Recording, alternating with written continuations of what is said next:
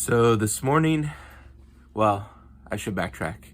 Last night I came out to the property, to the camper, because we're supposed to have some below freezing temperatures overnight for the foreseeable future. So I wanted to get the furnace turned on really low in the camper because we got water in the lines, and I don't want to winterize it because we're going to be coming out here still regularly. So I wanted to just get the furnace on and put it real low to keep it warm in here, as we do have a Four Seasons camper, so hopefully that'll happen. I tried going to Lowe's to get some foam board to do some skirting around, just for some added insulation, but they of course were out of it, so that didn't happen. But I came out anyway to turn the furnace on, and this morning I woke up and got my cup of coffee made and went to go outside and tend to the generator, and I opened the door and I saw this.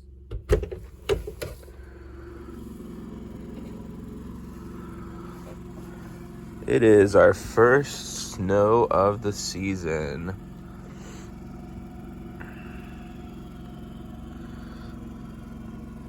It's like we got a pretty good amount of it. It's really fluffy stuff. It's all melting on the rock because the ground is still pretty warm, but I was gonna do some work today, and it's gonna be a cold one, but we'll see. Anyway, I'm letting all my hot air out, so there's the first snow out here at the property. So one of the next things we need to get done out here is getting our solar system up and running. And to do that, I need to build some kind of a structure to house the inverter and the batteries.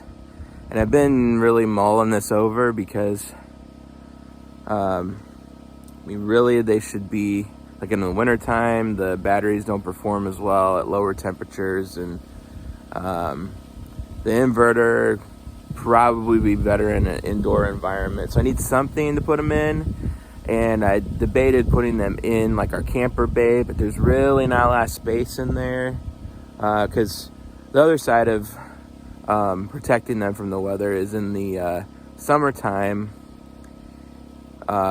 You don't want them to get too hot, and they need to be able to have some airflow. So I finally decided I'm just gonna build like a little mini shed to put them in, and if it gets like super cold, I may just stick a little heater in there or something. I don't know. I'm just kind of playing this by ear, like a lot of this stuff is. It's probably not the best way to do it, but this is how I'm gonna try to do it, and we'll see what happens.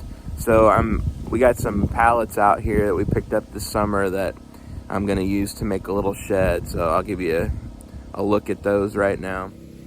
So this is what I got so far. This is gonna be the floor of it, and we got I got the two corners together here. Just got started on this. I got another pallet over here that is gonna go on there, and then quite haven't figured out the roof yet. Need to have a little pitch on it, and so we can get the rain to fall off, and then close it in somehow. I probably should have put some what do they call that? Why can't I think? Plywood down first before I started putting the sides on, but I didn't have any out here, or at least I didn't have enough of it. I used like the last big piece I had to kind of close up the door a little bit on the outhouse there. So I'm just gonna stick it in after the fact, and it'll be fine. This probably won't be a permanent solution anyway, but it'll work for a while. So that's what I'm on with today. All right, here's the progress on the little mini shed. So I got the walls all up, and then here I've got a little piece I cut so I could have a bit of a slope to the roof. I'm gonna take these two pallets here and connect them side to side and set that whole thing up on top so that there's an overhang all the way around. I was just gonna do one pallet, but then there wouldn't be an overhang, and I want there to be an overhang so I can put a roof on it and make sure the water doesn't get in there. So I was gonna set up my tripod and record myself putting some of this together, but I went to pull my tripod out and the little holder for my phone busted right off, like the plastic busted. Probably just so cold out, but so that did that. So no action shots, but anyway, I don't know how much people want to see that anyway. I did a lot of that on the outhouse build, and I think it got to be kind of old, so I'm probably doing less than that anyhow. But if you disagree, you can leave me some comments about it. Yeah, so I've been just going about happily building this thing, and I got thinking, that's probably not where I want that to sit. And I bet that's getting pretty heavy. And it was, and I had to move it. So I got it moved. Barely.